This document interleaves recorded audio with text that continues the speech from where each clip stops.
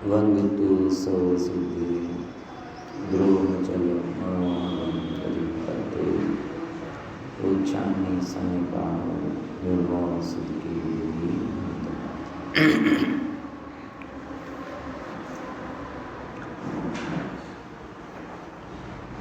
शुक्रवार को हमने चर्चा की थी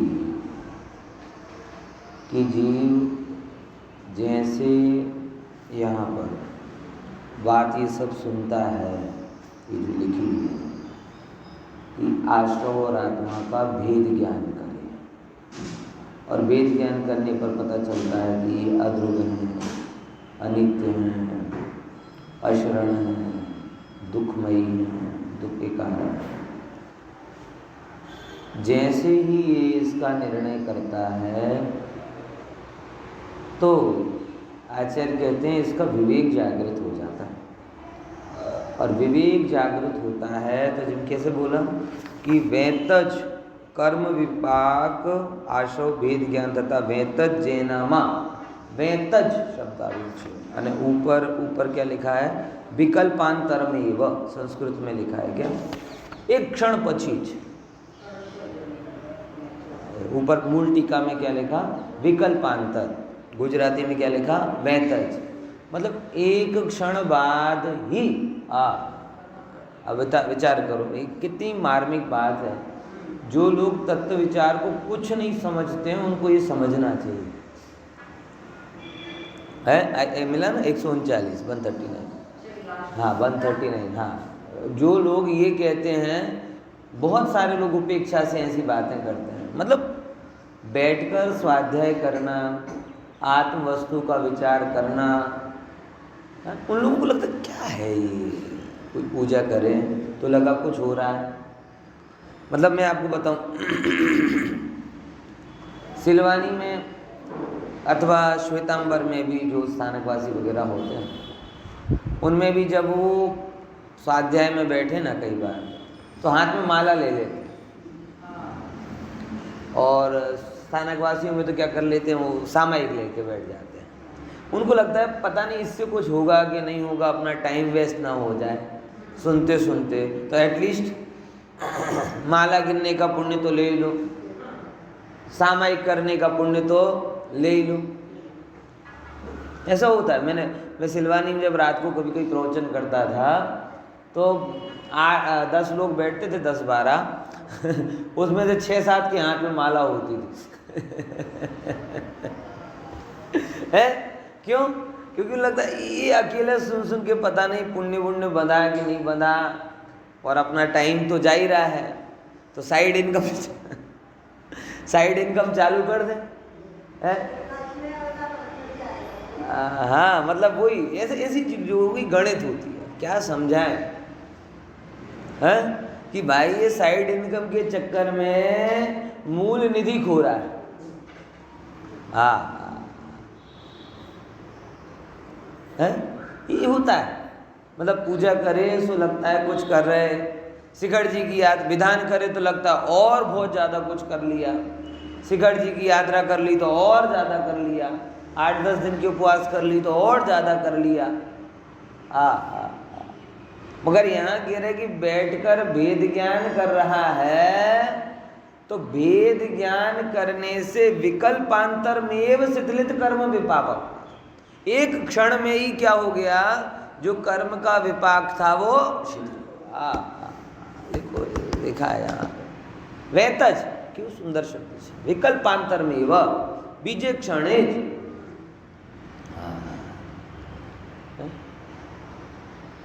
अब इस जीव को परंपराओं का मोह इतना है कि सत्य को भूल गया, अपने आग्रहों से ऐसा भरा हुआ है कि सत्य को भूल गया। आग्रहों में ऐसा है कि भाई माला फेर लें, पूजा कर लें, ये कर लें, वो कर लें, लेकिन क्यों कर लें? कोई हमारी ड्यूटी वो नहीं है, हमें वो करना है, लेकिन विकल्प मतलब कर्म के बंधन को क्षय करने के लिए करना है, आत्मानुभवन के लिए करना है, मोह के अभाव के लिए करना है। वो करना करना करना करना याद रहता है, मगर क्यों करना है वो याद ही नहीं है।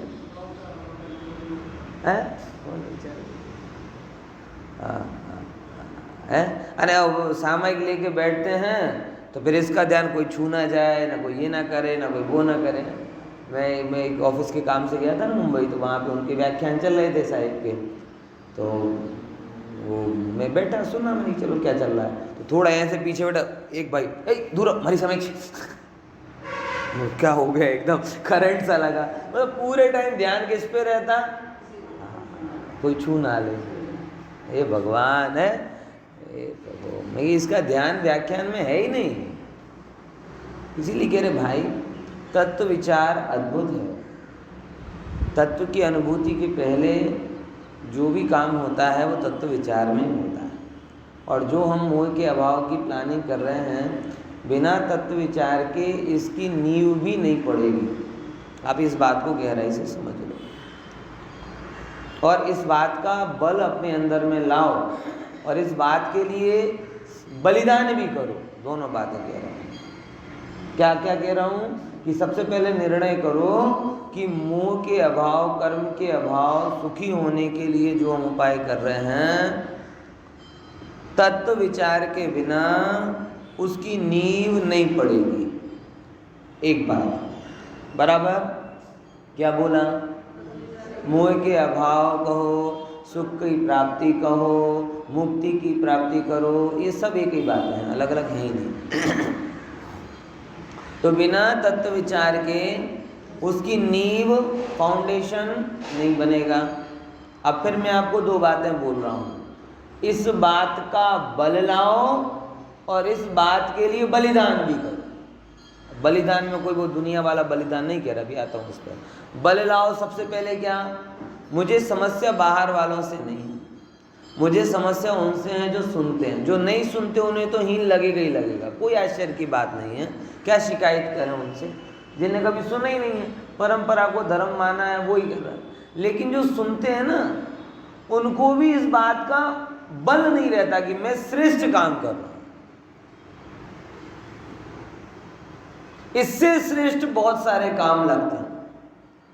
कोई शुभ राग, तीव्र शुभ राग का काम हो, कोई बैवट वाला काम हो, कोई दूसरी व्यवस्था वाला काम हो, उपवास, ये काम लगता है बहुत अच्छा है, बहुत अच्छा है, बहुत अच्छा है, बहुत अच्छा है, वो अच्छा लगता है। उसमें लेट नहीं होना चाहिए, इसमें लेट हो जाए तो चलेगा। वो जोर शोर से होना चाहिए, थोड़ा एडजस्ट हो जाएगा तो चलेगा। ये जो बातें हैं ना, ये थोड़ा समझने लायक। सबसे पहले हमें इस तत्व विचार का क्या लाना पड़ेगा? बल लाना पड़ेगा, बल लाना। और फिर दूसरे नंबर बलिदान। अब बलिदान बड़ा भारी शब्द है।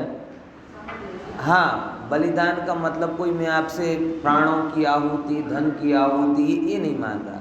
मैं सिंपल कह रहा हूँ, बलिदान करने के लिए समय और प्रायोरिटी, बस।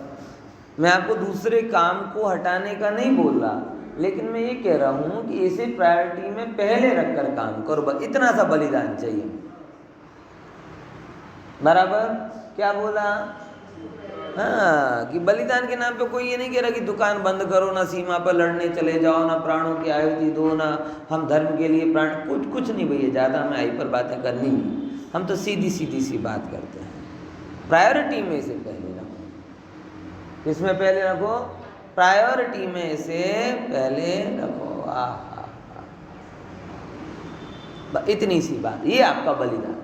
आपके सामने एक काम आए, बराबर, व्यवहारिक काम आए, एक तरफ स्वाध्याय हो, भाई व्यवहारिक काम 1 घंटे बाद कर लेंगे, ये पहले कर लें, ये बलिदान है। पॉइंट समझ में आया है?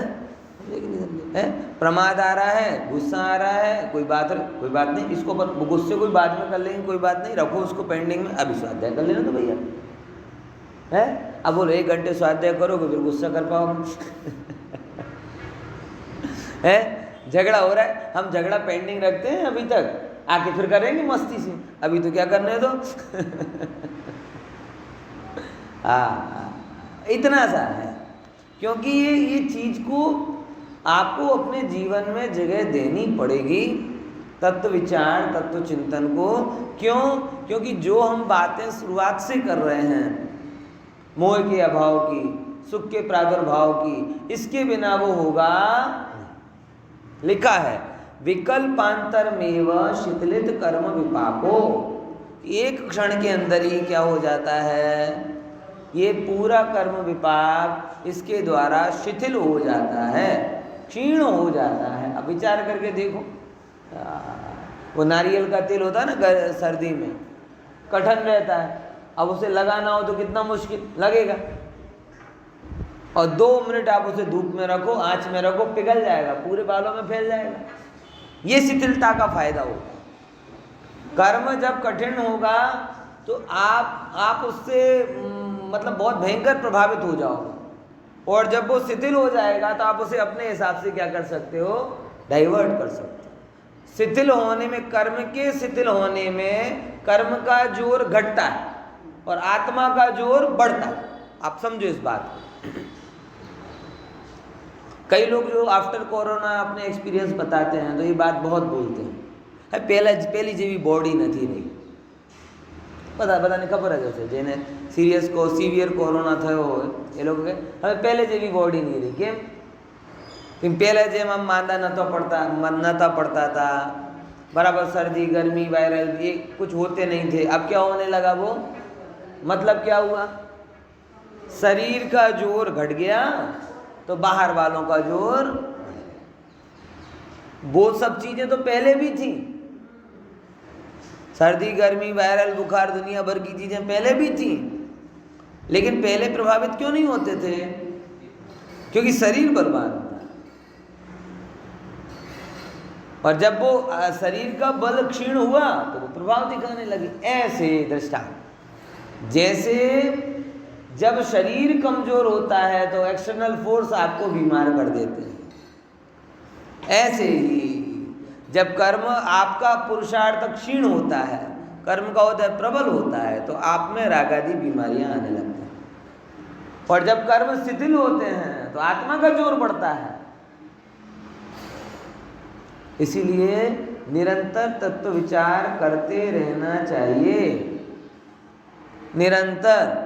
मैं तो कहता हूँ, वो जो लिखा है ना अमृतचंद्राचार्य, भावेत वेद विज्ञानम मिदम् इच्छन्न धारयः तावत् यावत् परः चित्वा ज्ञानम ज्ञाने प्रतिष्ठितम। तब तक वेद ज्ञान करना जब तक ज्ञान ज्ञान में प्रतिष्ठित ना हो जाए। बोलो, हजारों लाखों पंच कल्याणक प्रतिष्ठा से महत्वपूर्ण प्रतिष्ठा है ज्ञान में ज्ञान की प्रतिष्ठा। बोलो, समझिए कितने पंच कल्याणकों के इंद्र बन सकते हो आप? अब थोड़ी लिमिटेशन आवे ना हमारी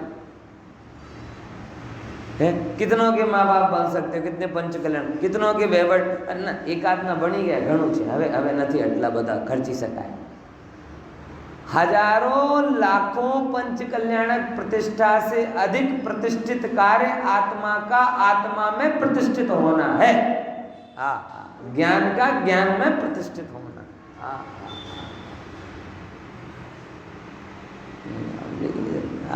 जीव को सौधर्म इंद्र बनने का रस है, भगवान के माता पिता बनने का रस है, भगवान बनने का रस है।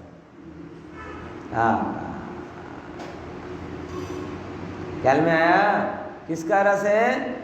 भगवान सौधर्म इंद्र बनने का रस है, माता पिता बनने का रस है, और सब चीजें करने का रस है, लेकिन भगवान बनने का रस नहीं है। इसीलिए यहाँ कह रहे हैं कि ज्ञान, इसलिए वेद ज्ञान की जोरदार खुराक रखो अपने अंदर। निरंतर तत्व चिंतन, निरंतर चिंतन मनन, निरंतर चिंतन मनन, निरंतर चिंतन। क्या होगा? अरे बाहर वालों को नहीं पता चलेगा क्या होगा, क्योंकि जो हो रहा है वो सब भीतर ही हो रहा है। समस्या इतनी है, मन वचन काय की क्रिया पूरे जगत को पता चल जाती। यहाँ बैठ के तो मैं 108 परिक्रमा लगा दूं, सबको पता चलेगा कि भाई कहीं समथिंग इज हैपनिंग। कुछ हो रहा है, कुछ हो रहा है। मैं बोलूँ सबको पता चलेगा कुछ कर रहे हैं, आप ऐसे बैठे हो शांति से, किसी को पता नहीं चलेगा। ऊपर से लोग कहीं समझेंगे, लोग अगर कभी आंख बंद करके बैठो ना तो लोगों के दिमाग में माला फेर रहे हैं। क्या कर रहे हैं? आंख बंद कब होती है? आत्मा के विचार के लिए तो आंख बंद होती नहीं है, नमो अरियंताड़म के लिए आंख बंद होती, मतलब गणित ही इतनी। ऐसा ही हुआ, मैं यहाँ बैठा था, एक बहन आजू बाजू घूम रही थी, मैंने हाँ होगा घूम रही होगी, वो दूसरे उनको कोई बात करनी थी, मैं तो बैठा रहता हूँ सब कई बार विचार में। हमारा पंडित जी माला फेरे छे ने, माला पूरी થાય પછી ઊભા થશે। એટલે तत्व विचार मतलब और कुछ लगता ही नहीं, बाहर की प्रवृत्ति वाला काम लगता है ये सब, और अगर निवृत्ति में जाओ तो एक ही काम लगता है।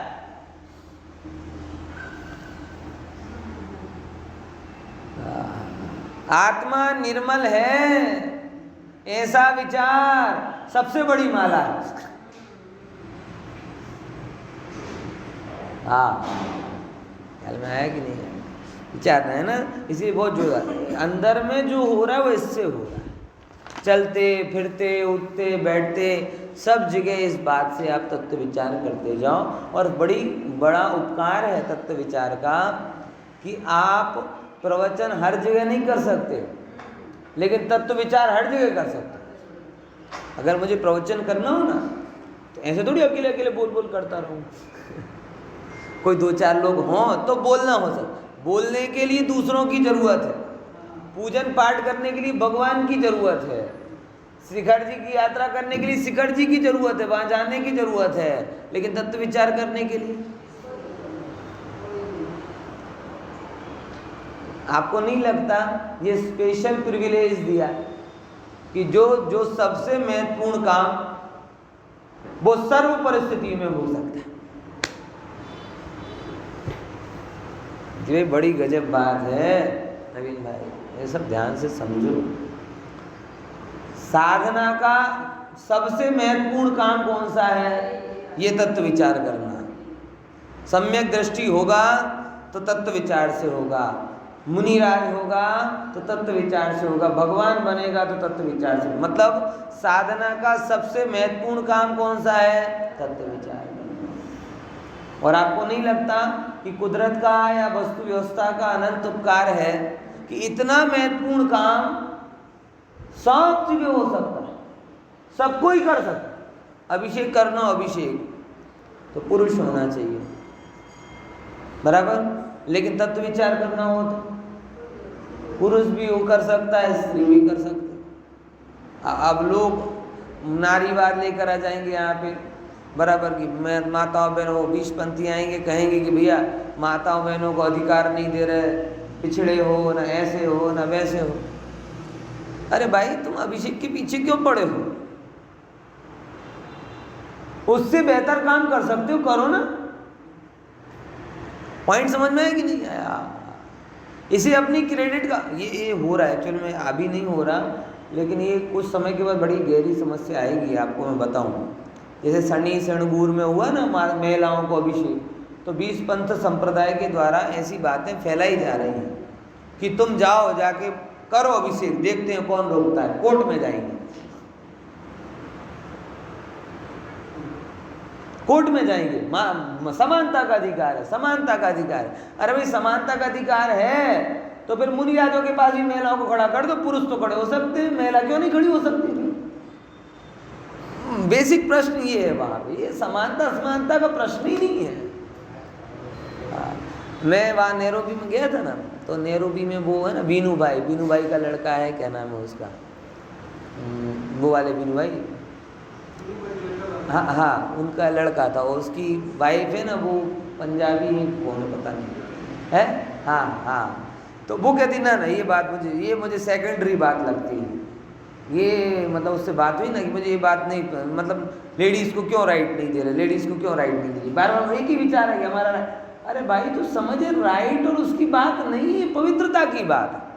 मैंने उसको फिर यही समझाया कि मैंने बहन देखो, मुनिराज जो होते हैं वो 7th क्लास में होते, 6th-7th क्लास में। जब वो 6th-7th क्लास में होते हैं तब से वो स्त्री को स्पर्श नहीं करते। तो जो काम मैंने 6वीं में छोड़ दिया हो वो काम आप मुझे 13 मतलब ग्रेजुएशन 13वें स्टेज पे आप मुझे पूछो तो कैसे मैं उसे मानूं? स्त्रियों का स्पर्श मुनि अवस्था से दूर हो जाता है, सिंपल वस्तु है, इसमें कोई राइट और उसकी बातें नहीं है, ये तो पवित्रता की बात है। ये तो लगभग वैसी बात है कि नहीं साहब इक्वलिटी का राइट चाहिए तो जेंट्स बाथरूम में लेडीज जाए, लेडीज बाथरूम, ऐसा थोड़ी होता है, ऐसी इक्वलिटी थोड़ी चाहिए। समझ में आया कि नहीं आया? ये पवित्रता और व्यवस्था की बात है, इसमें समानता समानता का प्रश्न ही नहीं। जो काम स्त्रियों का स्पर्श मुनि अवस्था में छूट गया, अनंत अवस्था में फिर से करवाओ, वो कैसे लॉजिकल माने? मुद्दा केवल इतना सा है। और प्रश्न ये है कि भैया तुम इतने पीछे क्यों पड़े उसके, तुमसे उससे श्रेष्ठ काम हम दे रहे थे। उससे कर्म के अभाव की गारंटी नहीं, इससे कर्म के अभाव की गारंटी। बोलो क्योंकि नहीं मैं तो प्यून बनूंगा। बोले भैया देखो प्यून में केवल पुरुषों की व्यवस्था है, एक काम करो मैं तुम्हें IAS ऑफिसर बना रहा हूँ। बोले नहीं मेरे साथ अन्याय हो रहा है, अन्याय हो रहा है, समानता नहीं है, समानता नहीं है। और अधिकतर होता भी पट्टावाड़ा महिलाएं नहीं होती स्वाभाविक रूप से, जनरली अच्छा भी नहीं लगता। तो महिलाएं इसके लिए आंदोलन करें कि मुझे पट्टावाड़ा नहीं बनाया जा रहा। आपने नाम भी कही पट्टावाड़ी, नाम सुना कभी है? क्या बोला? पट्टावाड़ा। अब महिलाएं इसके लिए आंदोलन करें पट्टावाड़ा नहीं बनाया जा रहा, पट्टा। अरे भाई तुम पट्टावाड़ा बनने के पीछे पड़ो, हम तुम्हें IAS बना दे रहे हैं, हम तुम्हें अध्यापक बना दे रहे हैं, हम तुम्हें सॉफ्टवेयर इंजीनियर बना दे रहे हैं, उससे बेहतर ऑप्शन दे। बोले नहीं बाकी सब तो छोड़ो, पट्टावाड़ा क्यों नहीं बनाया? ये उस तरीके के बचकाने तर्क हैं। पॉइंट समझ में आया कि नहीं आया? इतनी प्राथमिक बात है और कुछ नहीं है इसमें। तो भाई कितना अद्भुत है कि जो तत्व विचार, आप देखो अभिषेक करने के लिए पुरुष होना जरूरी, लेकिन तत्व विचार करने के लिए हर चीज के लिए किसी की जरूरत है, लेकिन तत्व विचार के लिए किसी की जरूरत नहीं। पॉइंट आ रहा है कि नहीं आ रहा समझ? तो ये बहुत बढ़िया है हमारे लिए। मोक्ष मार्ग का एक सहजपना है कि सबसे श्रेष्ठ काम सब कोई कर सकता है, हर जगह कर सकता है, बराबर ना? अब उससे क्या होगा?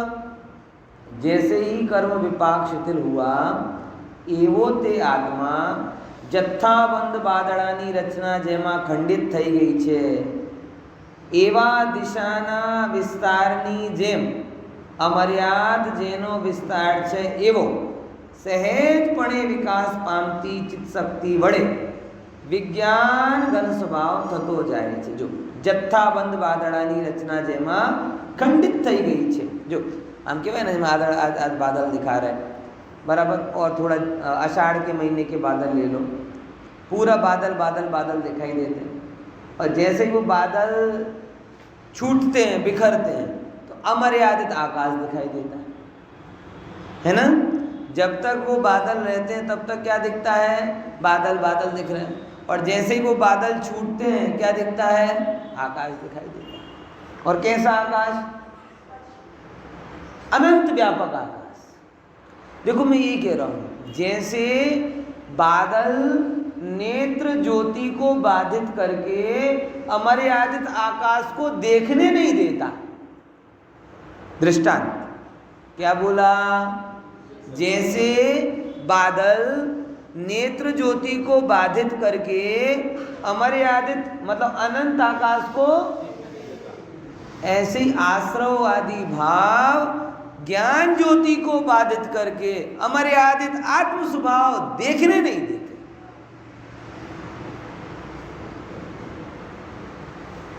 बैठी कि नहीं बैठी बात?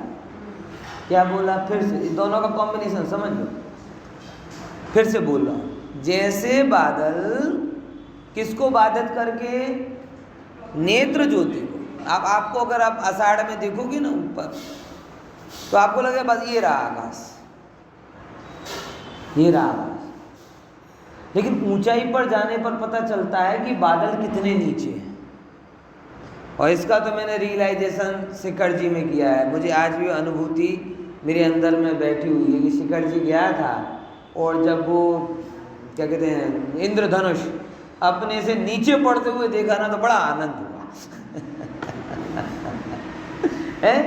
मैं ऊपर पार्श्वनाथ की टोंक में नीचे जैसे अपन नीचे से ऊपर देखते हैं ना, जैसे पार्श्वनाथ की टोंक से देख रहा वो रहा इंद्रधनुष, देखो अब और उसके ऊपर मैं देख रहा हूँ कितना विस्तार आकाश का, और जब नीचे से देखते थे तब इतना ही आकाश बस और क्या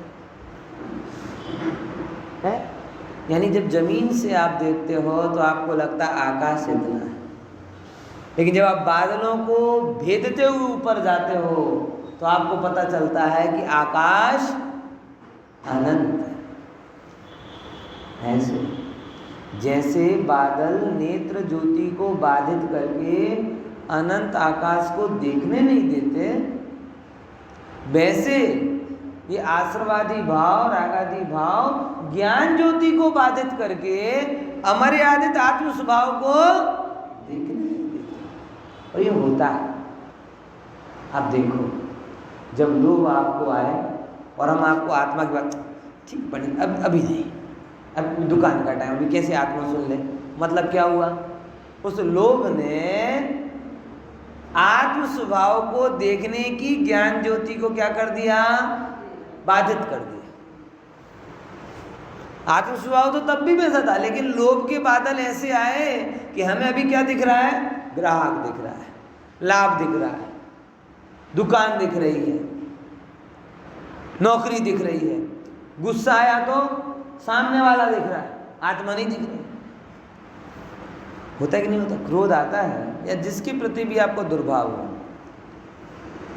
दुर्भाव हो या राग भाव, कुछ भी हो, दोनों एक से ही है, भाई भाई। दुर्भाव होता है तो वो उसकी लाख लाख आत्मा की प्रभुता वो दिखाई नहीं देती, केवल क्या दिखाई देता है, आउ करे छे, आउ करे छे, आउ करे छे, आउ करे छे। यदि राग भाव हो, लाग वो अच्छी बातें कह रहा है, वो ख्याल में नहीं आता, मेरा बेटा, मेरी बेटी, मेरा समाज, मेरा ये, और राग भाव वो सब इतना दिखता है कि उसकी ज्ञान ज्योति बाधित हो जाती है। ज्ञान ज्योति क्या हो जाती है? कोई आश्चर्य, आप जिस धरातल पर खड़े हो उस धरातल पर ऐसे फील होता है, उससे भिन्न नहीं दिखता कुछ। और अगर आपने इस बात को गहराई से समझा तो आपको पता चल जाएगा कि अनंत संसार हमने क्यों बिताया है। अगर इस लाइन को अगर आपने थोड़ा भी गहराई से समझ लिया तो बिल्कुल दिवा जेवो स्पष्ट थई जैसे कि अनंत संसार केम बध्यो, क्योंकि जेते पर्याय में गया ये पर्याय में आવું જ કર્યો कि आश्रमों ने जोईने ज्ञान भाव ने हेठो जाने इज काम करो। हर समय हमारे अंदर में कुछ ना कुछ प्रोडक्शन होता रहता है, होता कि नहीं होता? ईमानदारी से बताओ, कर्म की फैक्ट्री चली है तो प्रोडक्शन होगा कि नहीं होगा? निरंतर। कभी क्रोध पैदा हो रहा है, कभी लोभ पैदा हो रहा है, कभी मान पैदा हो रहा है, कभी ईर्ष्या पैदा हो रही है, कभी भोग के भाव पैदा हो रहे हैं, कभी प्रमाद के भाव पैदा हो रहे हैं, बराबर, कभी कौतूहल है, कभी आकर्षण है, कभी कितने भाव हैं। मैं बार बार आपको इमोजीज की याद दिलाता हूँ ना, मुझे बहुत अच्छा लगता है वो एक्चुअल में समझा है। इतने शब्द हमें आते नहीं जितनी इमोजीज आपके मोबाइल में, लेकिन वो एक एक इमोजी क्या कर रही है, एक एक आश्रव भाव को बता रही है। समझ में आया? अब सब इमोजी इतने सारे होते हैं ना, आपको नहीं पता होगा, आप नहीं यूज़ करते हो, ये व्हाट्सएप वालों का काम मतलब हर लाइन लिखते हैं, उसके बाद अब देखो क्या व्यवस्था करते हैं कि अब शब्द तो लिख दिए लेकिन भाव कैसा है कैसे बताएं, तो भाव बताने के लिए वो इमोजीज दे देते हैं कि ये मजाक में कह रहे हैं, कि हंसी में कह रहे हैं, कि गुस्से में कह रहे हैं, कि क्या हो रहा है, कि क्या। अभी शब्द तो बता दिए जाते हैं लेकिन भाव कैसे बताएं, वो थोड़ी मोबाइल में आएंगे। तो भाव बताने के लिए हम उसमें क्या ऐड कर देते हैं, इमोजी। दीपिका बहन भी देख रही हैं बड़े गौर से, सुमति भाई भी बड़े गौर से देख रहे हैं, क्योंकि दोनों को समझ नहीं आ रहा क्या कह रहे हैं। हाँ, लेकिन ऐसा है, अभी इसमें व्यवस्था है। समझ में आया? तो शब्दों के साथ भाव, अब वो भाव क्या है? बोले आश्रव। जितने भी भाव हो रहे हैं वो सब क्या है? आश्रव। अब ये कर्म की फैक्ट्री खुली है अंदर में, और उसके अंदर में हमेशा प्रोडक्शन प्रोडक्शन प्रोडक्शन प्रोडक्शन चालू है। कभी क्रोध का, कभी मान का, कभी माया का, कभी लोभ का, कभी किसी का, कभी किसी का। बराबर? अब हर बार हम एक ही भूल दोहरा रहे हैं। कौन सी? कि बादल के कारण आकाश को भूल रहे हैं, विकार के कारण स्वभाव को भूल रहे हैं। एक ही भूल कंटिन्यूस चल रही है, एक ही, और कोई भूल ही नहीं। और ये इतनी भयंकर भूल है कि अनंत काल तक आपको भुलाए रखेगी। क्या बोल रहा हूं? मेरी बात को गहराई से समझना, क्योंकि संसारी जीव की कर्म की फैक्ट्री कभी बंद नहीं होगी, और उस कर्म की फैक्ट्री से भाव कर्म का प्रोडक्शन बंद नहीं होगा, और उस प्रोडक्शन उस चीज से दूर होने का जो साधन ज्ञान स्वभाव का बल वो उसके पास है नहीं, तो वो अनिवार्य रूप से उससे जुड़ेगा और अनिवार्य रूप से उससे बंधेगा, और उस बंधन से अनिवार्य रूप से फिर उत्पन्न होंगे, फिर जुड़ेगा, फिर बंधेगा, फिर जुड़ेगा, फिर बंधेगा, फिर जुड़ेगा, फिर बंधेगा। आप इस बात को गहराई से समझो, मैं बार बार इस बात को कह रहा हूं। अज्ञानी जीव, मोही जीव, कर्म के हाथ की कठपुतली।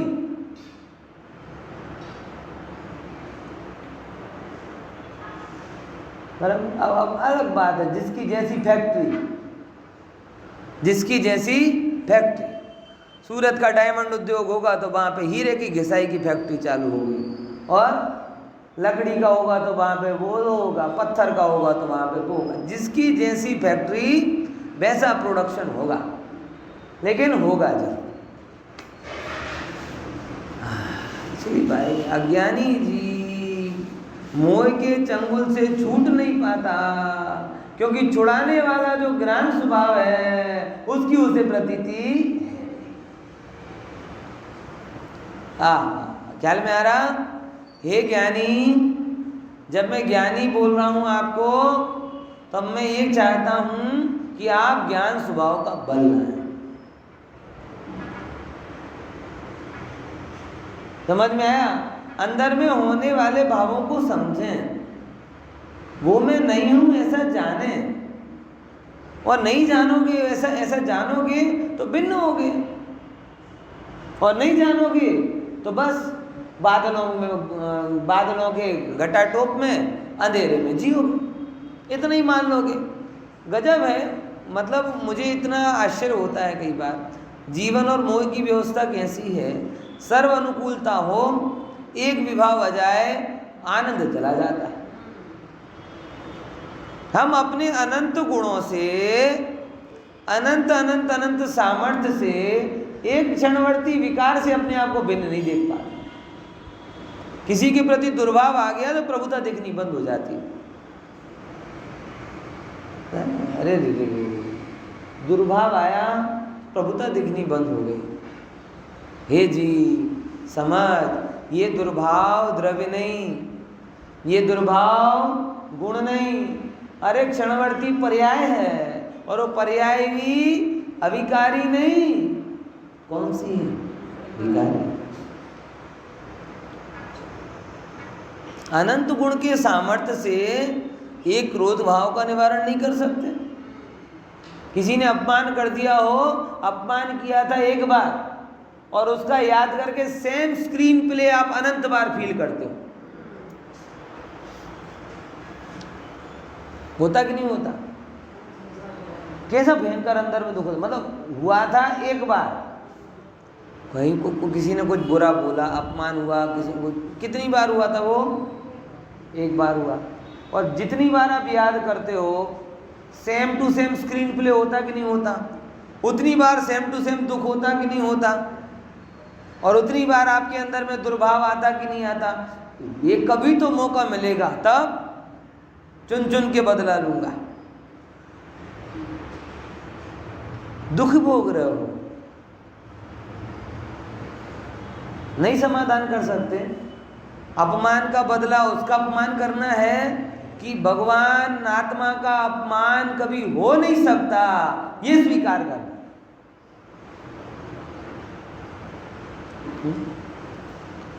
गुरुदेव श्री के सामने ऐसे प्रसंग आया कि एक जगह से उनको क्या कहते हैं, गधे के ऊपर ये लिखा कांजी गो बैक।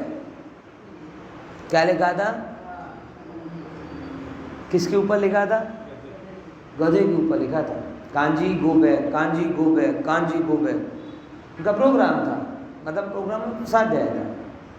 कोई बात नहीं, चले जाएंगे, वापस चले जाएंगे, नहीं सुनना तो नहीं सुनाएंगे। ऐसी बातें हुई बराबर। उदयपुर में ऐसा हुआ, उदयपुर में भी हुआ था, इंदौर में भी ऐसा हुआ, अलग अलग जगह पर।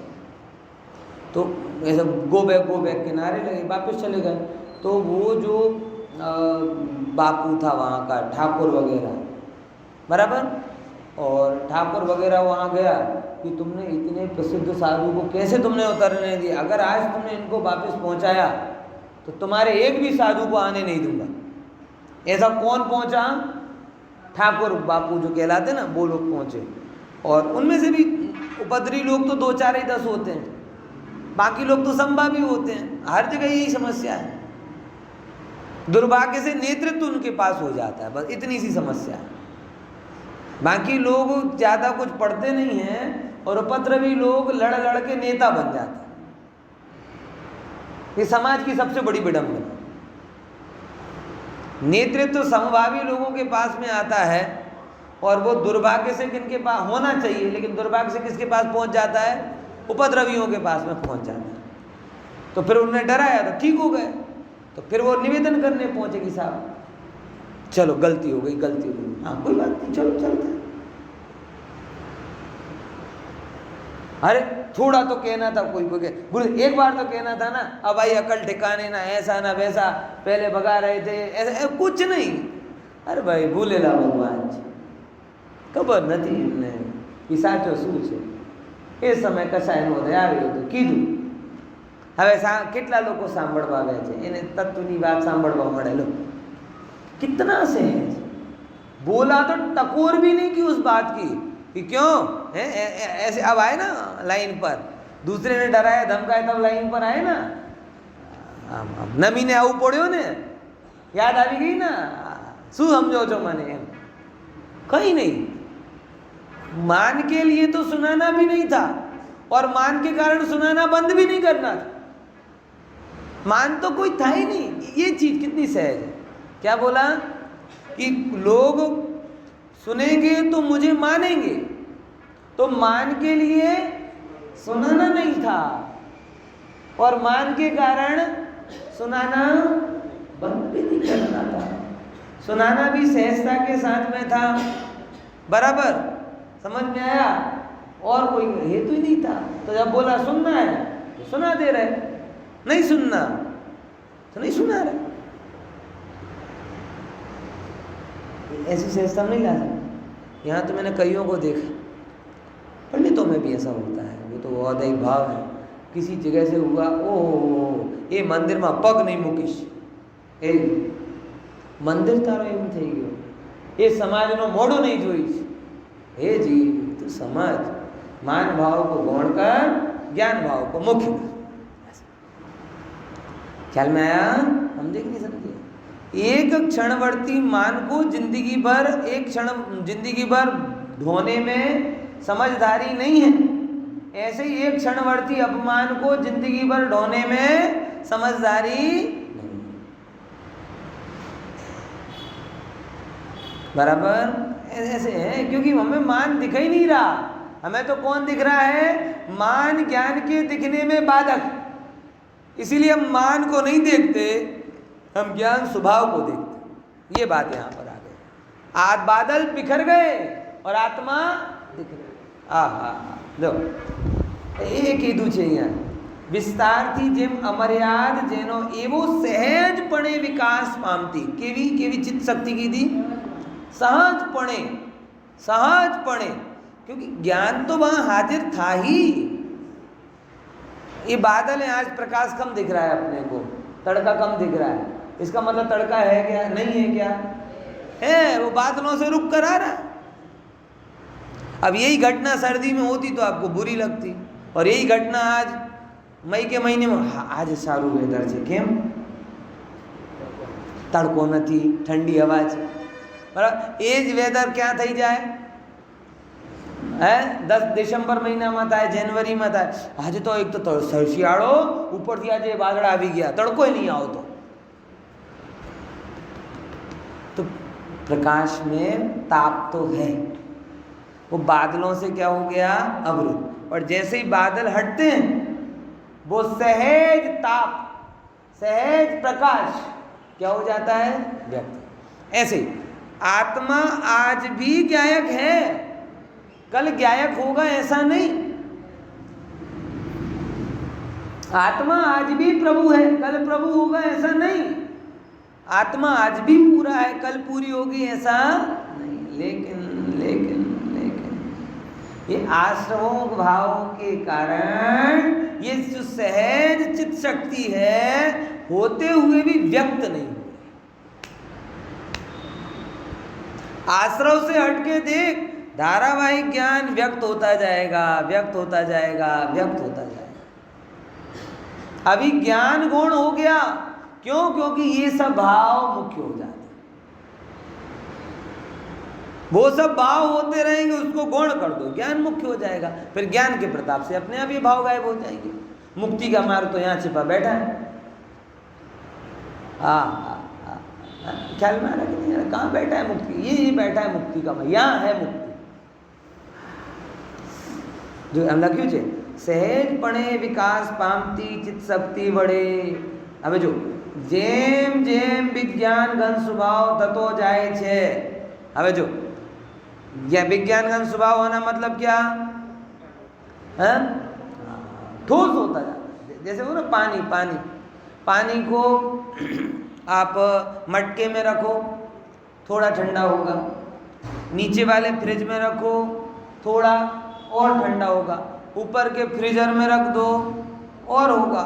और ये होते हैं क्या कहते हैं, बड़े बड़े प्रिजर्वेटिव क्या बोलते हैं उनको, कोल्ड स्टोर, उनमें रखो तो एकदम कैसे हो जाएगा? पत्थर जैसा। तो पानी कैसा था? प्रवाही, बराबर। वो घन स्वभाव पानी का नहीं, पानी का स्वभाव कैसा है? प्रवाही। लेकिन जैसे जैसे शीतलता का संयोग बढ़ता है वैसे वैसे वो पानी प्रवाही के साथ कैसा होता जाता है? घन। और घन होता है तो पता क्या होता है?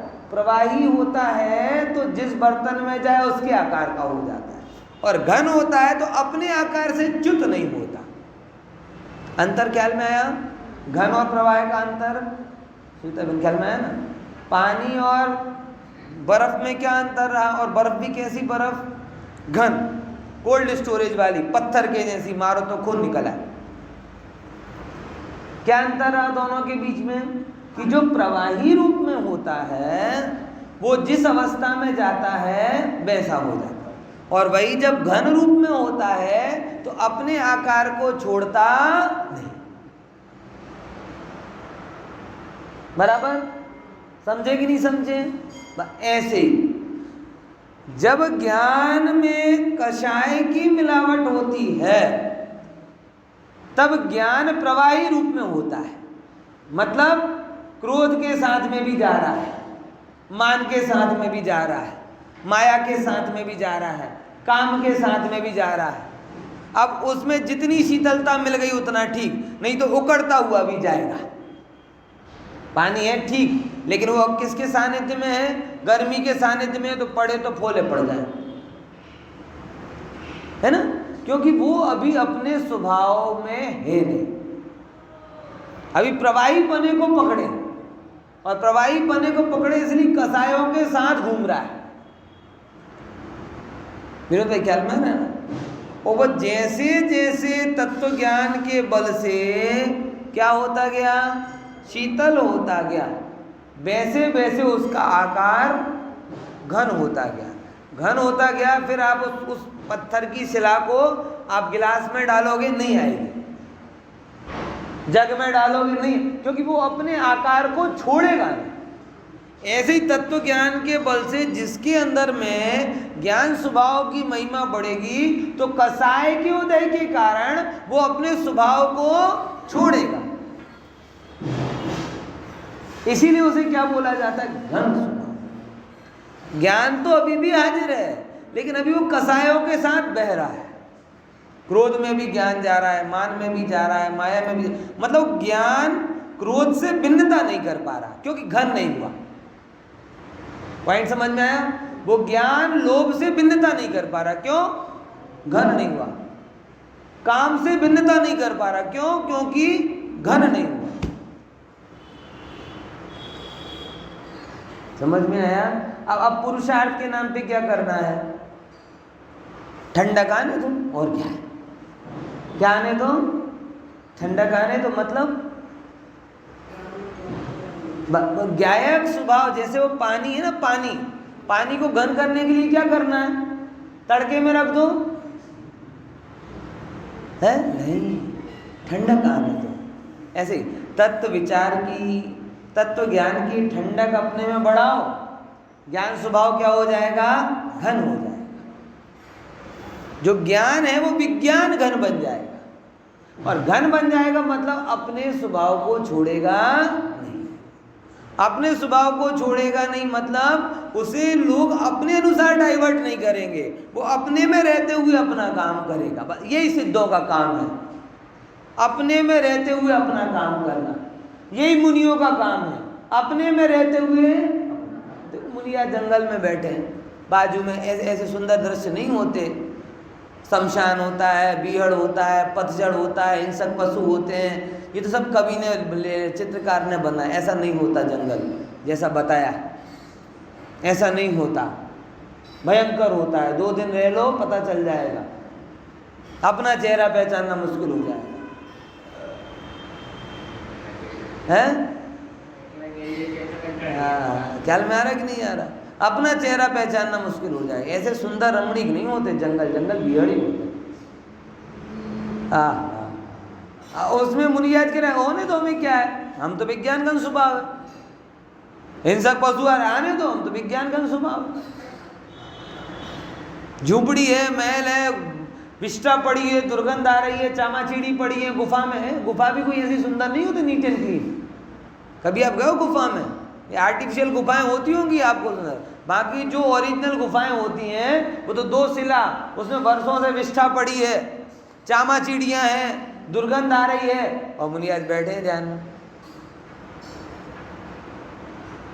हमें तो गुफा भी वो बस्तापुर जैसी गुफा की कल्पना होती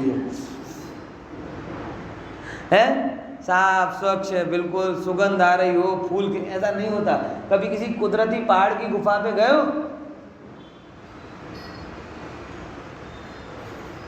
वहां बैठे हैं क्या? मैं तो विज्ञानगत स्वभाव हूं, जान रहा हूं, लेकिन इससे कोई प्रभावित नहीं हो रहा।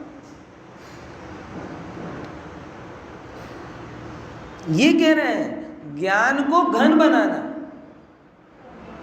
ओ यार, तेम विज्ञान घन थतो जाए, तेम तेम आश्रवोથી નિવૃત્ત થતો જાય છે, અને જેમ જેમ આશ્રવોથી નિવૃત્ત થતો જાય છે તેમ તેમ વિજ્ઞાન ઘન સ્વભાવ થતો જાય છે।